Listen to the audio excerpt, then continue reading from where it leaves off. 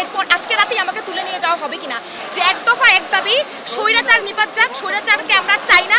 দেশের জনগণ বর্তমানে একটি গণতান্ত্রিক ব্যবস্থা চায়, স্বৈরাচার এবং এই স্বৈরাচারী নিপীড়ন আমরা চাই না। এটি আমাদের দাবি হচ্ছে আজকে এই জনস্রোত থেকে।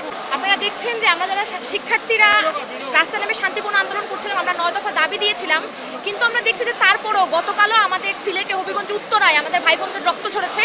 আমরা সবাই এখানে আপনারা দেখতে পাচ্ছেন জনসমুদ্র, একটা গণ অভ্যুত্থানে পরিণত হয়েছে এটি, এবং এই মিছিল থেকে, এই জনসমাজ থেকে, জনস্রোত থেকে আওয়াজ আসছে যে এক দফা এক দাবি, স্বৈরাচার নিপাত যাক, স্বৈরাচারকে আমরা চাই না।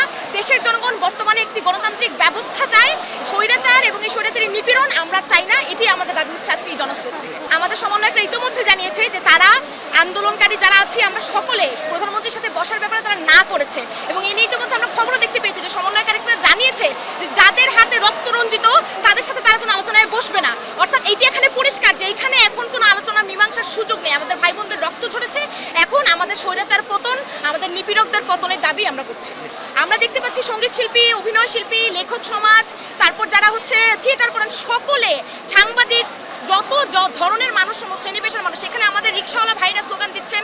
অর্থাৎ আমরা দেখছি শ্রমিক, শিক্ষার্থী, আইনজীবী সকলে রাস্তায় নেমে এসেছেন। এটি তখনই হয় যখন একটি গণ অভ্যুত্থান সংঘটিত হয়, এবং আমরা মনে করছি বর্তমানে বাংলাদেশে যেটি হচ্ছে সেটি আর শিক্ষার্থীদের মধ্যে সীমাবদ্ধ নেই, এখন পুরো রাষ্ট্র সংস্কারের, পুরো রাষ্ট্রের সকল জনগণের আন্দোলন।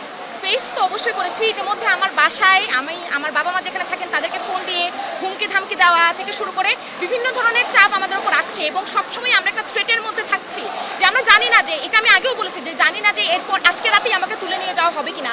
কারণ যেভাবে তুলে নিয়ে যাওয়া হচ্ছিল, গুম করা হচ্ছিল, গণগ্রেফতার করা হচ্ছিল, কখন আমাদের জীবনের নিরাপত্তাটা কেউ, এই রাষ্ট্র, এই সরকার নিশ্চিত করতে পারছে না। তারপরেও কথা বলছি, আওয়াজ তুলছি, কারণ এটি আমাদের প্রাণের দাবি। আমি আজকে কথা না বললে আরো 10 জন কথা বলবে, 10 জন যদি তুলে নিয়ে যাওয়া হয় আরো 100 জন কথা বলবে, কিন্তু বাংলাদেশের সাধারণ জনগণ, বাংলাদেশের শিক্ষার্থীরা এই দাবি আদায় করে ছাড়বে ইনশাল্লাহ।